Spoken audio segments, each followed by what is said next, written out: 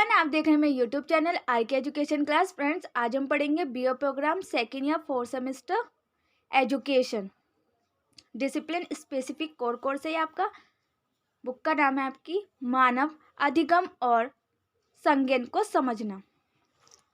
मानव अधिगम और संज्ञान को समझना 3 यूनिट है इसमें। फ्रेंड्स, आज हम पढ़ेंगे यूनिट फर्स्ट का चैप्टर 1, प्रमुख संज्ञानात्मक परिक्रिया, चिंतन, ध्यान और समस्या समाधान। यूनिट 1 का चैप्टर फर्स्ट, प्रमुख संज्ञानात्मक परिक्रिया, चिंतन, ध्यान और समस्या समाधान। प्रस्तावना, इंट्रोडक्शन। चिंतन, धारणा, ध्यान, स्मृति, भाषा और समस्या समाधान जैसी संज्ञानात्मक परिक्रियाओं को कुछ ऐसी प्रमुख विशेषताएं माना जा सकता है जो मानव को अन्य प्रजातियों से अलग करती हैं। चिंतन को, ध्यान को, स्मृति, भाषा को हम ऐसी संज्ञानात्मक परिक्रियाओं के रूप में, उनकी विशेषताओं के रूप में माना जा सकता है जो कि मानव को अन्य प्रजातियों से अलग करती हैं। ऐसी बहुत सी चीज़ें संज्ञानात्मक परिक्रिया के परिणाम के रूप में देखी जा सकती हैं, और ऐसी बहुत सी चीज़ें हैं जो संज्ञानात्मक परिक्रिया के परिणाम के रूप में देखी जा सकती हैं, जैसे अच्छी कविता, कहानी, पेंटिंग, भावना, कंप्यूटर, रोबोट इत्यादि। सामान्य रूप में सोच, तर्क और समस्या समाधान जैसी संज्ञानात्मक परिक्रियाओं द्वारा व्यक्ति या समाज के सामने आने वाली चुनौतियों और समस्याओं का भी समाधान किया जाता है। इस प्रकार से संज्ञानात्मक परिक्रियाओं की शक्ति को व्यक्ति और समाज के कल्याण और सार्थक अस्तित्व के लिए आवश्यक उपकरण माना जा सकता है। हम सभी आवश्यक संज्ञानात्मक परिक्रियाओं पर एक एक करके, जैसे चिंतन, बोध, ध्यान, स्मृति, भाषा और समस्या समाधान पर विचार करेंगे एक एक करके। फर्स्ट करेंगे हम पहले चिंतन पे। चिंतन यानी कि थिंकिंग। चिंतन एक जटिल परिक्रिया है। थिंकिंग क्या है? एक क्रिटिकल प्रोसेस है। यह सभी संज्ञानात्मक गतिविधियों या परिक्रियाओं का आधार है, और ये सभी संज्ञानात्मक गतिविधियों या परिक्रियाओं का प्रोसेस का एक आधार, एक बेस है, और मनुष्य के लिए अद्वितीय है। इसमें परिवेश से प्राप्त सूचनाओं में हेरफेर और विश्लेषण शामिल होता है। इसमें परिवेश से प्राप्त सूचनाओं में हेरफेर और विश्लेषण शामिल होता है। उदाहरण के लिए, जब आप पेंटिंग देखते हैं, फॉर एग्जांपल, जब हम पेंटिंग देखते हैं, पेंटिंग बनी हुई है, उसको हम देखते हैं, तो आप केवल पेंटिंग के रंग या रेखाओं और प्रहार पर ध्यान केंद्रित नहीं कर रहे हैं। जब हम पेंटिंग, या आप जब देखते होंगे, पेंटिंग देखी होगी आपने कोई, तो उसमें देखा होगा आप उसके कलर या उसकी रेखाओं को नहीं देखते, बल्कि उसमें जो दिए हुए मूल विषय उसके अर्थ की भी व्याख्या करने की कोशिश करते हैं, और आप जानकारी को अपने मौजूदा ज्ञान से जोड़ने का प्रयास करते हैं, और जो उसमें जानकारी दी गई है उसके अपने ज्ञान के अकॉर्डिंग जानने का प्रयास करते हैं। मतलब जितना आपकी समझ में आ रहा है उसके अकॉर्डिंग आप उसमें जानने का प्रयास करते हैं कि पेंटिंग कहना क्या चाह रही है। उसकी रंग और रेखाओं को ही नहीं देखते हैं। और पेंटिंग से समझने के लिए प्रस्तुत ज्ञान में नए ज्ञान को शामिल किया गया। अतएव चिंतन करना एक उच्चतर मानसिक प्रक्रिया है, और थिंकिंग करना भी एक उच्चतर मानसिक प्रक्रिया है, जिसके द्वारा हम प्राप्त या प्राप्त किए गए ज्ञान का परिचालन एवं विश्लेषण करते हैं। और जिसके द्वारा हम प्राप्त है, जो हमें ज्ञान ऑलरेडी है, या हम जिसको प्राप्त कर रहे हैं नए ज्ञान को, उसका परिचालन या विश्लेषण करते हैं। ऐसी क्रियाविधि और विश्लेषण अमूर्त तर्क, कल्पना, समस्या को सुलझाने, न्याय करने और निर्णय लेने के माध्यम से होते हैं। और ऐसी कार्यविधि और विश्लेषण जो है वो तर्क, कल्पना, समस्या को सुलझाने, न्याय करने और निर्णय लेने के माध्यम से होते हैं। चिंतन को समस्या सुलझाने के व्यवहार के रूप में भी जाना जाता है, और थिंकिंग को समस्या को सुलझाने यानी कि प्रॉब्लम को सॉल्व करने के व्यवहार के रूप में भी जाना जाता है। ये अधिकांशतः संगठित और लक्ष्य निर्देशित है, और यह अधिकांशतः संगठित और लक्ष्य निर्देशित है। रोजमर्रा की सारी गतिविधियां, जैसे कि खाना पकाने से लेकर गणित की समस्या सुलझाने तक, डेली रूटीन की हमारी जो सारी गतिविधियां, जैसे कि हम खाना पकाने से लेकर गणित की समस्या सुलझाने तक का एक लक्ष्य होता है। हर चीज़ का एक लक्ष्य होता है, चाहे हम खाना बना रहे हैं, क्या मैथ के क्वेश्चन सॉल्व कर रहे हैं, हम स्टडी कर रहे हैं, तो उन सब का एक लक्ष्य होता है। हम लक्ष्य तक पहुंचने के लिए योजना बनाते हैं और हमने लक्ष्य को अचीव करने के लिए ही योजना यानी कि प्लानिंग करते हैं अपने लक्ष्य को प्राप्त करने के लिए, और उन चरणों को याद करते हैं जिन पर पहले से ही अमल किया जा चुका है, और हम उन चरणों पर अमल करते हैं जिनको हम पहले ही कर चुके हैं। जैसे खाना बनाने के लिए, हमें पढ़ने के लिए क्या क्या चाहिए, कि हम फॉर एग्जांपल हम पढ़ने का ही ले लेते हैं, तो हमें उसमें क्या क्या चीज़ चाहिए, हमने बुक लेनी है, पेन लेना है, उसमें राइट करने के लिए, क्वेश्चन के लिए कौन से पेन से हमें कौन सा एग्जाम्पल लिखना है, वो सब हमने लिखना होता है। उसको याद भी करना होता है कि हाँ मैंने बुक ले ली पढ़ने के लिए, मैंने पेन ले लिया, या मैंने ये चीज़ ले ली। उन सबको ध्यान में रखते हुए जो जो चीज़ हमने कर ली होती है उनको याद करके उन पर अमल करते हुए चलते हैं कि मैंने इतने क्वेश्चन सॉल्व कर लिए हैं, अब मुझे जो बाकी बचे हैं वो सॉल्व करने हैं। चिंतन की कुछ परिभाषाएं इस प्रकार हैं। मोहसिन के अनुसार चिंतन एक अंतर्निहित समस्या हल करने का व्यवहार है। चिंतन क्या है? एक अंतर्निहित समस्या को हल करने का व्यवहार है मोहसिन के अनुसार। गिल्मा के अनुसार चिंतन एक समस्या को सुलझाने की प्रक्रिया, थिंकिंग क्या है? एक प्रॉब्लम को सॉल्व करने की प्रोसेस है जिसमें हम प्रत्यक्ष गतिविधि के स्थान पर विचारों या प्रतीकों का प्रयोग करते हैं, जिसमें कि हम प्रत्यक्ष गतिविधि के स्थान पर विचार और प्रतीक जो चिन्ह है उनका प्रयोग करते हैं। और भी ये सारी डेफिनेशन दे रखी है, आप देख लेना। देखते हैं चिंतन की प्रकृति, नेचर ऑफ थिंकिंग। चिंतन शब्द के अर्थ और परिभाषाओं के बारे में उपरोक्त चर्चा ने इसकी प्रकृति के निम्नलिखित पहलुओं को रेखांकित किया है।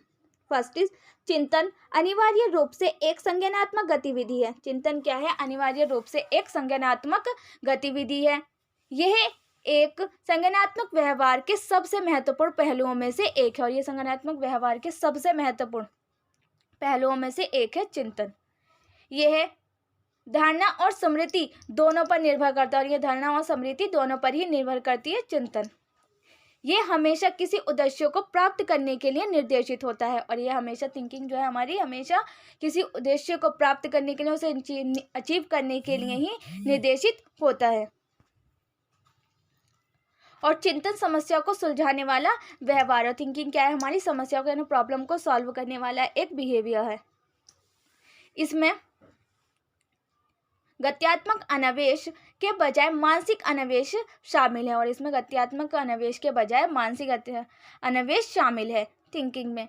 और यह एक प्रतीकात्मक गतिविधि है, और थिंकिंग क्या है? एक प्रतीकात्मक गतिविधि है। और थिंकिंग समय और स्थान की अवधि में तुरंत स्थानांतरित कर सकता है, और थिंकिंग जो है वो समय और स्थान की अवधि में तुरंत स्थानांतरित कर सकता है। इसमें परीक्षण और त्रुटि विश्लेषण तथा संश्लेषण, दूरदर्शिता और पश्चात दृष्टि शामिल है। थिंकिंग हमारी दिवास्पन और कल्पना से अलग है। चिंतन के तत्व, अब क्या पढ़ेंगे हम? चिंतन के तत्व, एलिमेंट ऑफ थिंकिंग। चिंतन प्रक्रिया में कुछ महत्वपूर्ण तत्व शामिल होते हैं जो कि इस प्रकार हैं। फर्स्ट इज छवियां। प्राय छवियों को चिंतन के यंत्र के रूप में प्रयोग किया जाता है। छवियों को चिंतन के यंत्र के रूप में प्रयोग किया जाता है। ये छवियां वस्तुओं, व्यक्तियों या दृश्यों के वास्तविक अनुभवों की छवियां हो सकती हैं जो वास्तव में देखी, सुनी या अनुभव की जा सकती हैं, जो कि वास्तव में देखी जा सकती हैं, सुनाई जा सकती हैं या अनुभव की जा सकती हैं। यह मानसिक चित्र वास्तविक वस्तुओं, अनुभवों और गतिविधियों का प्रतीक है, और यह मानसिक चित्र वास्तविक वस्तुओं, अनुभवों और गतिविधियों का प्रतीक है। छवि के मतलब जो पेंटिंग होती है उसको हम देखकर उसका अनुभव कर सकते हैं, और यह मानसिक चित्र वास्तविक वस्तुओं, अनुभवों और गतिविधियों का प्रतीक है। नेक्स्ट एलिमेंट है इसका अवधारणा। अवधारणा एक सामान्य विचार है। अवधारणा क्या है? एक सामान्य विचार है जो एक सामान्य वर्ग के लिए है। अवधारणा एक सामान्य विचार है और जो कि एक सामान्य वर्ग के लिए है, और यह सामान्य वर्ग की सभी वस्तुओं या घटनाओं की सामान्य विशेषता का प्रतिनिधित्व करता है, और यह सामान्य वर्ग की सभी वस्तुओं या घटनाओं के सामान्य विशेषता का प्रतिनिधित्व है। एक उपकरण के रूप में अवधारणाएं चिंतन में हमारे प्रयासों को बचाती हैं। एक उपकरण के रूप में अवधारणाएं चिंतन में हमारे प्रयासों को बचाती हैं। उदाहरण के लिए मनुष्य नश्वर है। उदाहरण के लिए हम कह सकते हैं कि मनुष्य जो है वो नश्वर है। आप एक विशेष व्यक्ति को नहीं समझते हैं, आप एक विशेष व्यक्ति को नहीं समझते, बल्कि सामान्य रूप में मानव जाति को देखते हैं। हम केवल एक व्यक्ति को नहीं समझते हैं, बल्कि सामान्य रूप में मानव जाति को देखते हैं, जिसमें महिलाएं भी शामिल हैं। और जिसमें कि हम एक जाति को देखते हैं, मानव जाति को देखते हैं, जिसमें कि महिलाएं भी इंक्लूडेड हैं। इस प्रकार सामान्यकृत मनुष्य एक संकल्पना है। इसी प्रकार हम क्या कह सकते हैं कि सामान्यकृत मनुष्य जो है एक संकल्पना है। नेक्स्ट पॉइंट इज प्रतीक और चिह्न। ये वास्तविक विषयों, अनुभवों और गतिविधियों के विकल्प के रूप में प्रतिनिधित्व करते हैं। उदाहरण के लिए traffic light, railway signal, school की घंटी, गति, नारे आदि प्रतीकात्मक अभिव्यक्ति के लिए उपयुक्त हैं। ट्रैफिक लाइट जो रेड सिग्नल देती है हमें कि रेड हो गई है, ग्रीन हो गई है। रेड होती है तो हमें रुकना होता है, ग्रीन हो गई तो हमें चलना है, और क्या कहते हैं येलो होती है तो कोई घटने। येलो लाइट 3 प्रकार की होती है, वो जो उसमें दिखती है हमें ट्रैफिक सिग्नल में, ट्रैफिक लाइट जो होती है। और रेलवे सिग्नल, स्कूल की घंटी में जो हमारे कान में बजती है कि 12 o'clock हो गए, हमारी छुट्टी का टाइम हो गया, तो वो हमारी, जो हम छोटे थे स्कूल जाते थे तो जब हम स्कूल में, तो वहाँ पर हाफ डे होता था, उसकी घंटी बजती थी ना, उसको सुन के हमें पता चल जाता है कि भाई हाफ डे हुआ है, तो उसको, वो हमारे क्या होगा, चिन्ह और प्रतीक। इस प्रकार प्रतीक और संकेत चिंतन को उत्तेजित और प्रेरित करते हैं। और इस प्रकार प्रतीक और संकेत जो हैं वो चिंतन को उत्तेजित और प्रेरित करते हैं। वे हमें तुरंत बता देते हैं कि क्या करना है या क्या कैसे करना है। और प्रतीक और चिन्ह, जैसे कि हमें घंटी बजते ही हमें क्या पता था कि लंच करना है हमें, तो चिंतन उसी प्रकार से हमें बता देते हैं। थिंकिंग से हमें ये पता चल जाता है कि हमें क्या करना है, कैसे करना है, प्रतीकों और चिन्हों के द्वारा। नेक्स्ट इज भाषा, लैंग्वेज। ये न केवल अतः संचार के लिए एक कड़ी के रूप में कार्य करता है, बल्कि ये चिंतन की प्रक्रिया को पूरा करने के लिए उपयोग किए जाने वाला सबसे कुशल और विकसित उपकरण भी है। ये न केवल एक कड़ी के रूप में कार्य करता है, बल्कि ये चिंतन की प्रक्रिया को पूरा करने के लिए उपयोग किए जाने वाले जो सबसे कुशल और विकसित उपकरण भी है। जब कोई व्यक्ति शब्दों या वाक्यों को पढ़ता है, लिखता है या सुनता है, या किसी भी भाषा में हाव भाव को देखता है, तो वह चिंतन के लिए प्रेरित होता है। जब कोई व्यक्ति शब्दों, वाक्यों को पढ़ता है या उसे लिखता है या सुनता है, तो वे तुरंत ही वे भाषा में हाव भाव को देखता है। जैसे फॉर एग्जाम्पल एक छोटा बच्चा होता है, उसे कुछ नहीं आता जब शिशु होता है, बट वो जैसे जैसे सुनता है उनको बोलता हुआ, अपने पेरेंट्स को बोलता हुआ सुनता है, फिर उनके बोलने का स्टाइल को देखता है, फिर वो किस तरह से मूव कर रहे हैं उनको देखता है, तो वो उसी के अकॉर्डिंग सीखता है, फिर उसी के अकॉर्डिंग वो बोलना स्टार्ट करता है। तो वही क्या है, हमारी चिंतन यानी हमारी थिंकिंग को बताता है, उससे हमें थिंकिंग करने के लिए मोटिवेट होते हैं हम। ये किसी भी भाषा में हाव भाव को देखते हैं, चाहे हम किसी भी भाषा में कोई भी लैंग्वेज हो तो हम उसमें हाव भाव को देखते हैं, तो तब भी हमारी चिंतन के लिए हम प्रेरित होते हैं। इस प्रकार दस्तावेजों और साहित्य को पढ़ना और लिखना भी चिंतन प्रक्रिया को उत्तेजित करने और बढ़ावा देने में मदद करता है। और उसी प्रकार दस्तावेजों और साहित्यों को पढ़ने और लिखना भी हमें चिंतन प्रक्रिया को उत्तेजित करने और बढ़ावा देने में मदद करता है। मस्तिष्क का कार्य, चिंतन मुख्य रूप से मस्तिष्क का एक कार्य है। चिंतन क्या, हमारे माइंड का एक कार्य है। हमारे मन को चिंतन प्रक्रिया का मुख्य साधन कहा जाता है, और हमारे मन को चिंतन प्रक्रिया का एक मुख्य साधन कहा जाता है। हमारी ज्ञानेंद्रियों के अनुभवों का कोई अर्थ नहीं होता, हमारे ज्ञानेंद्रियों के अनुभवों का कोई अर्थ नहीं होता, और इस प्रकार हम मन की कोशिकाओं द्वारा इन अनुभवों को ग्रहण किए बिना और किसी अर्थ की उचित व्याख्या किए बिना उत्तेजक कारकों या चिंतन करने के कारण के रूप में कार्य नहीं कर सकते हैं। हमारी ज्ञानेंद्रियों के अनुभव का कोई अर्थ नहीं होता। और जब तक कि हम उसमें सोचेंगे नहीं, उनकी कोशिशों को हम मिलाएंगे नहीं, हम जब तक उसके बारे में सोचेंगे नहीं, हम कुछ भी करें तो उसका कोई भी उद्देश्य नहीं है, कोई भी ऑब्जेक्टिव नहीं होगा। उत्तेजक कार्य या चिंतन करने के कारणों के रूप में कार्य नहीं कर सकते। हम कोई भी कार्य नहीं कर सकते जब तक कि हम थिंकिंग नहीं करेंगे। मानसिक चित्रों या छवियों को केवल मस्तिष्क द्वारा संसाधित किए जाने पर संग्रहित पुनर्निर्माण या उपयोग में लाया जा सकता है। और मानसिक चित्रों या छवियों को केवल मस्तिष्क द्वारा संसाधित किए जाने पर संग्रहित पूर्ण निर्माण या उपयोग में लाया जा सकता है। जब हम मानसिक अपने माइंड से सोचेंगे, उसको थिंकिंग करेंगे, फिर हम उसको विचार बनाएंगे, फिर उसको एक नाम देंगे, तब हम उसका पूर्ण निर्माण उसे संग्रहित कर सकते हैं, जो कि हमारे माइंड में चल रहा है सोचने के बाद। हमारी चिंतन प्रक्रिया में जो होता है वे हमारे मस्तिष्क की गतिविधियों का कार्य या उत्पाद है। और हमारी चिंतन प्रक्रिया में जो भी होता है वे हमारे मस्तिष्क की गतिविधियों का ही कार्य या उत्पाद है। देख लेते हैं टाइप ऑफ चिंतन, टाइप ऑफ थिंकिंग, चिंतन के प्रकार। एक मानसिक प्रक्रिया के रूप में चिंतन को आमतौर पर निम्नलिखित श्रेणियों में वर्गीकृत किया जा सकता है।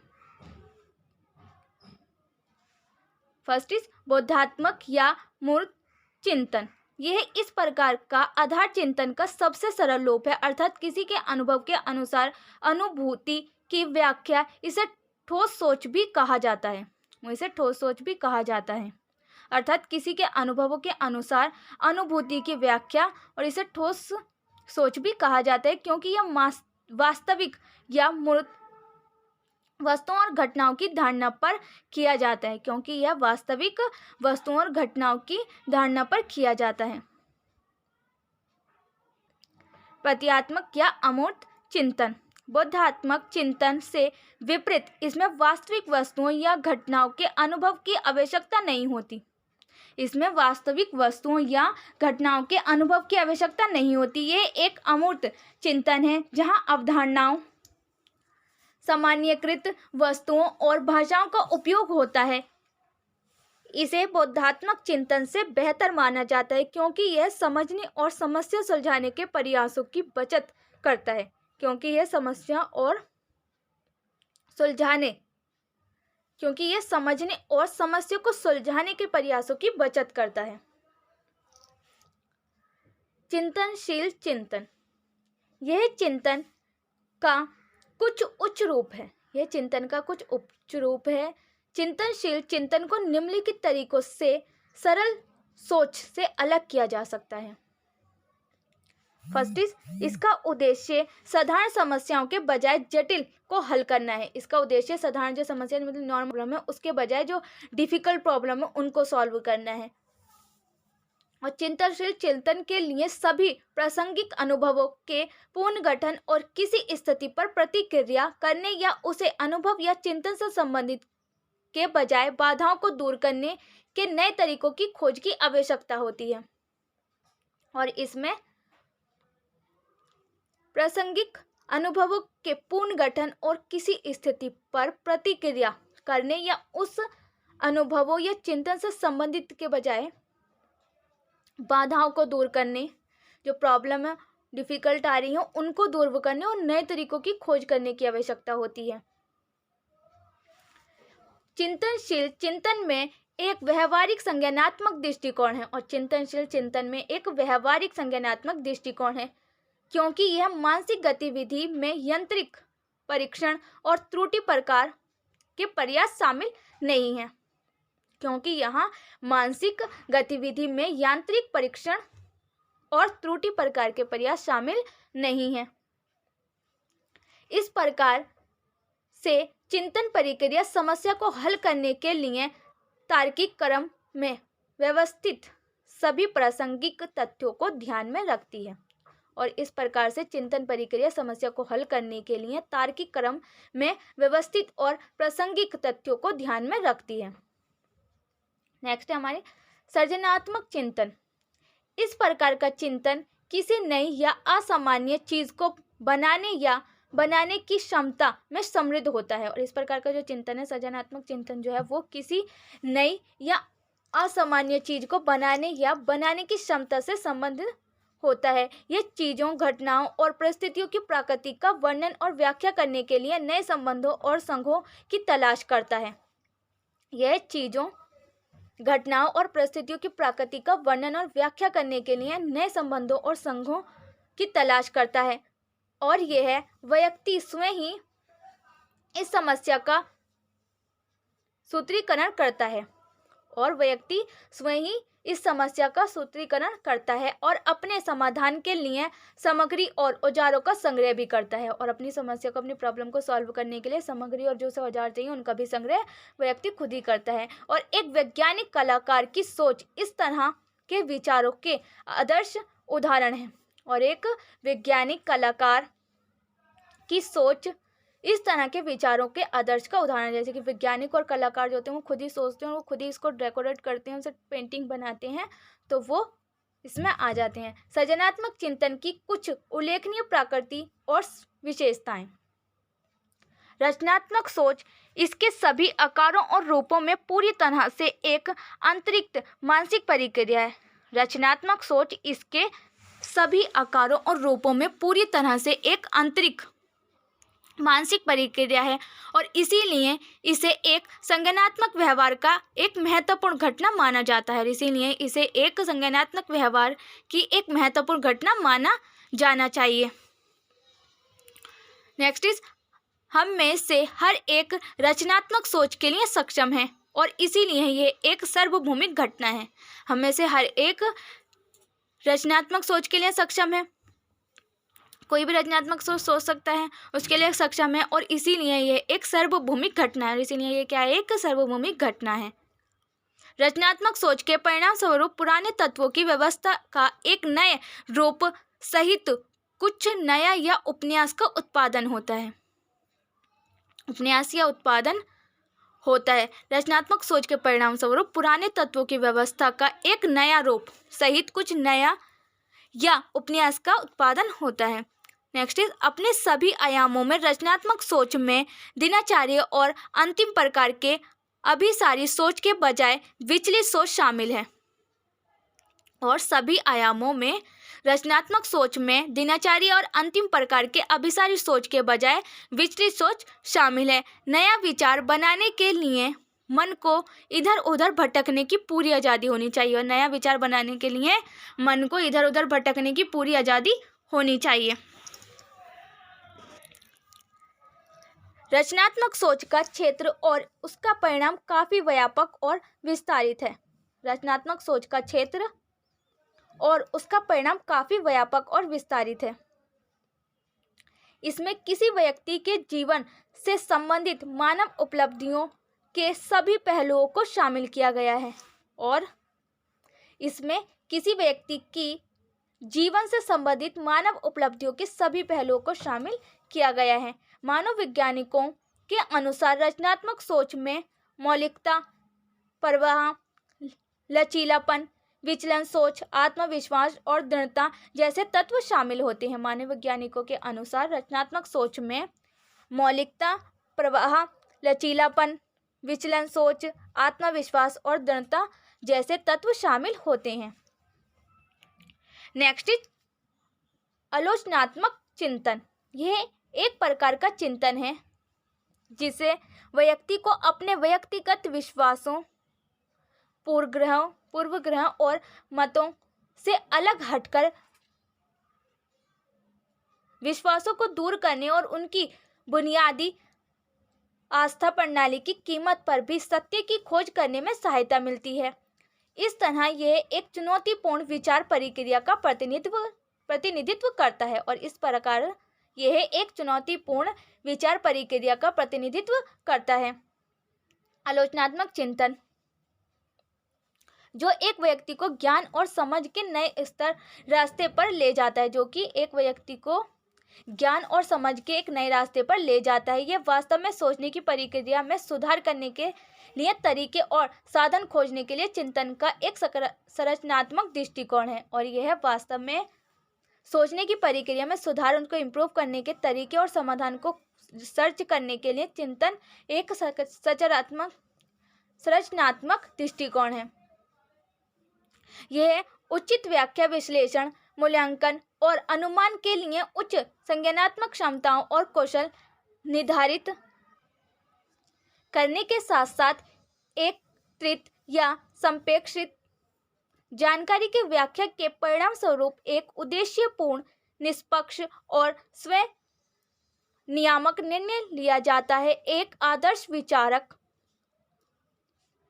अद्यतन, जिज्ञासु, सुविचारित, खुले विचारों वाला, लचीले, मूल्यांकन और पूर्वग्रह से मुक्त, प्रासंगिक जानकारी प्राप्त करने में ईमानदार, व्याख्या, विश्लेषण, संश्लेषण, मूल्यांकन और निष्कर्ष निकालने आदि जैसी क्षमताओं के उचित उपयोग में कौशल है। ऊपर दी गई चर्चा के आधार पर हम यह कह सकते हैं कि समीक्षात्मक चिंतन एक उच्च कोटि की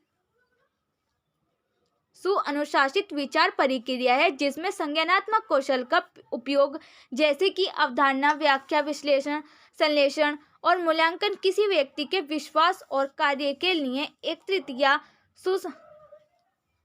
संसूचित सूचना या आंकड़ों के निष्पक्ष, वैध और विश्वसनीय निर्णय पर पहुंचने के लिए होता है। नेक्स्ट इज गैर निर्देशित या साहचर्य चिंतन। गैर निर्देशित या साहचर्य चिंतन कई बार हम खुद को एक अनूठी प्रकार की चिंतन में लगे हुए पाते हैं जो गैर निर्देशित और बिना लक्ष्य के होती है। यह स्वप्न, कल्पना, भ्रम,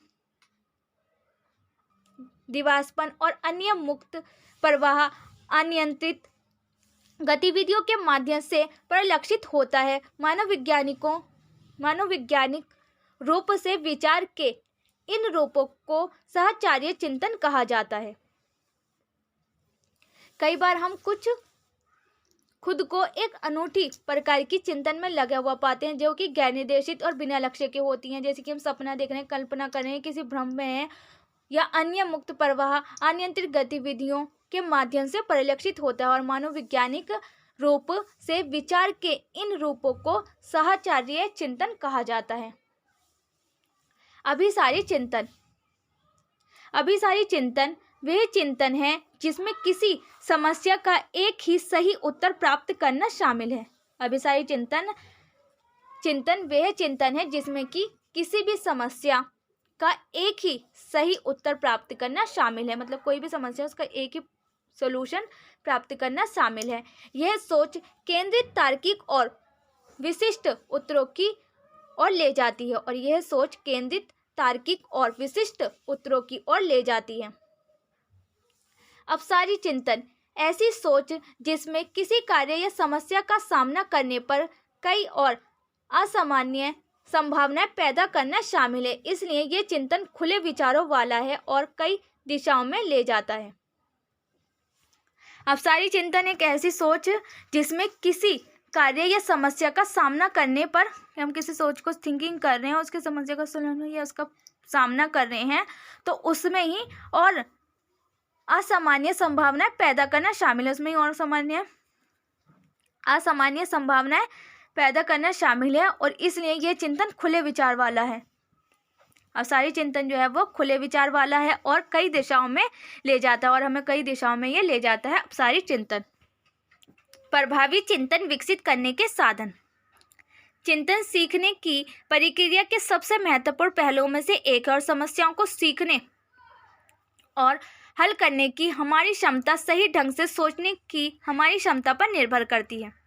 समस्याओं को सीखने और उन्हें हल करने की जो हमारी क्षमता है वो सही ढंग से सोचने की हमारी क्षमता पर निर्भर करती है कि हम किस अकॉर्डिंग सोचते हैं, उसी के अकॉर्डिंग हम अपनी प्रॉब्लम को सॉल्व करते हैं, जो हमें समय योजन में मदद करती है और एक सफल जीवन जीने के लिए आवश्यक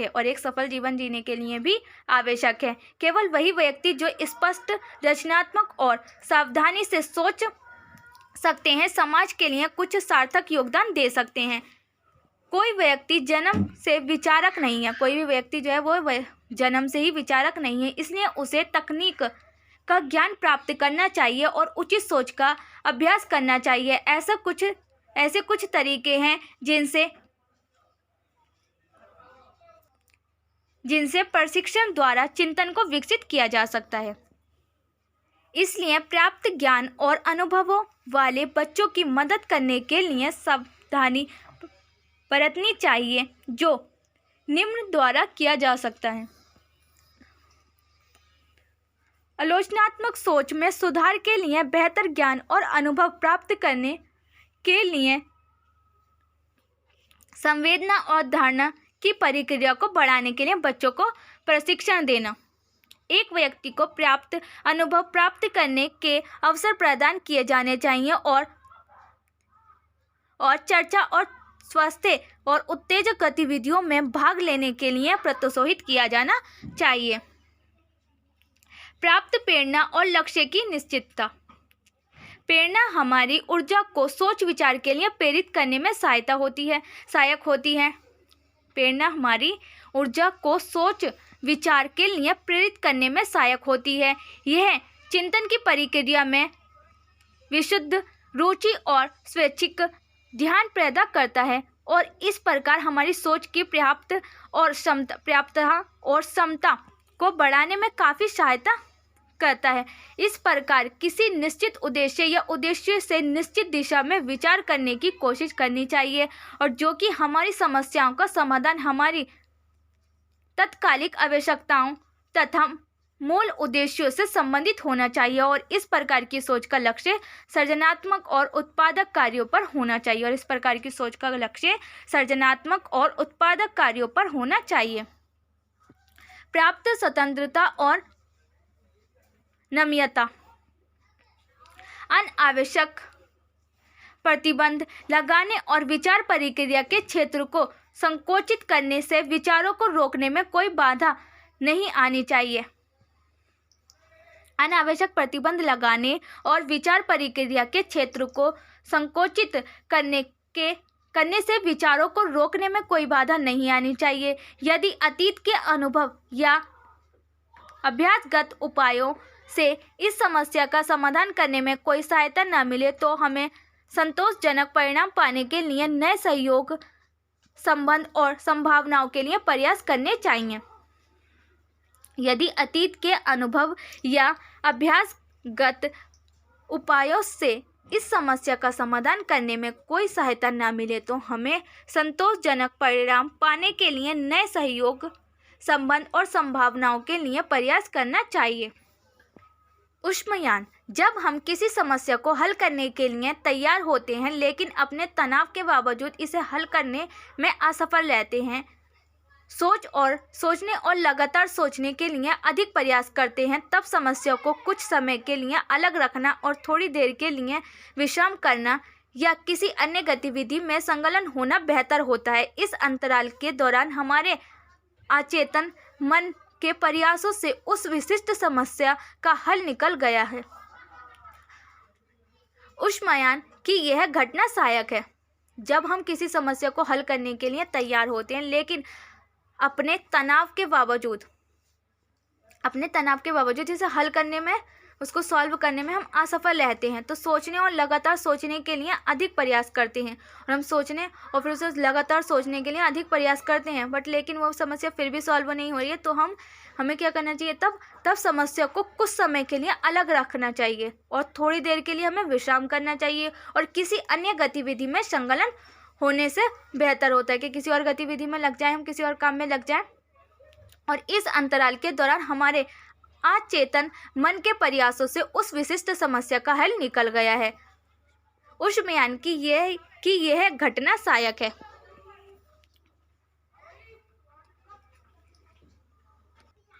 बुद्धि और प्रज्ञा। बुद्धि को ठीक से सोचने की क्षमता के रूप में परिभाषित किया गया है और इस प्रकार पर्याप्त विचार लाने के लिए बुद्धि का उचित विकास आवश्यक है। सोचने की प्रक्रिया को कार्यान्वित करने के लिए बुद्धिमत्ता और अन्य संज्ञानात्मक क्षमताओं का उपयोग करने पर उचित ध्यान देना चाहिए। अवधारणाओं का उचित विकास और भाषा। अवधारणाएं और भाषा वाहन और विचार के साधन हैं। अवधारणाएं और भाषा वाहन और विचार के साधन हैं। सही विकास के बिना कोई भी सोच के मार्ग पर प्रभावी ढंग से आगे नहीं बढ़ सकता। और सही विकास के बिना कोई भी सोच के मार्ग पर प्रभावी ढंग से आगे नहीं बढ़ सकता। उनका विकास विचारों को प्रेरित करता है और उनका विकास विचारों को प्रेरित करता है और उनका मार्गदर्शन करता है। अनुचित विकास और सिद्धांतों का गलत गठन न केवल व्यक्ति की सोच में प्रगति को बाधित करता है बल्कि घातक भी साबित होता है, क्योंकि वे विकृत विचार और गलत निष्कर्ष भड़कने लगते हैं, बल्कि घातक भी साबित होता है और क्योंकि वे विकृत विचार और गलत निष्कर्ष भड़कने लगते हैं। इसलिए सोच की प्रक्रिया में इस्तेमाल होने वाली सही अवधारणाओं और भाषाई क्षमता के विकास पर उचित ध्यान देना चाहिए। इसलिए हमें सोच की प्रक्रिया में जो इस्तेमाल होने वाली सही अवधारणाओं और भाषाई क्षमता के विकास पर उचित ध्यान देना चाहिए। तर्क प्रक्रिया की पर्याप्तता। विचारों को अपनाने वाले कारणों के आधार पर भी चिंतन प्रभावित होता है। विचारों को अपनाने वाले कारणों के आधार पर भी चिंतन इफेक्ट होता है। अयोग्य तर्क अक्सर गलत सोच की ओर जाता है और अयोग्य तर्क अक्सर गलत सोच की ओर जाता है। तर्क सही तर्क का विज्ञान है और तर्क सही तर्क का विज्ञान है जो सही ढंग से सोचने में मदद करता है। और तर्क सही तर्क का विज्ञान है जो कि सही ढंग से सोचने में मदद करता है। इसलिए हमें बच्चों में तार्किक तर्क की आदत डालनी चाहिए। इसलिए हमें बच्चों में तार्किक तर्क की आदत डालनी चाहिए। ये हो गई फ्रेंड्स हमारी थिंकिंग। नेक्स्ट वीडियो में करेंगे हम ध्यान, फोकस। उम्मीद है फ्रेंड्स आपको वीडियो पसंद आई होगी। वीडियो कैसे लगी कमेंट बॉक्स में लिख के ज़रूर बताएं। अगर आपको किसी और चैप्टर या किसी और सब्जेक्ट की वीडियो चाहिए तो आप मुझे कमेंट बॉक्स में बता सकते हैं। और ऐसी इंटरेस्टेड वीडियो देखने के लिए मेरे चैनल को सब्सक्राइब करना ना भूलें। साथ में बेल आइकन को प्रेस करें जिससे आने वाली वीडियो की नोटिफिकेशन सबसे पहले आपके पास पहुंचे।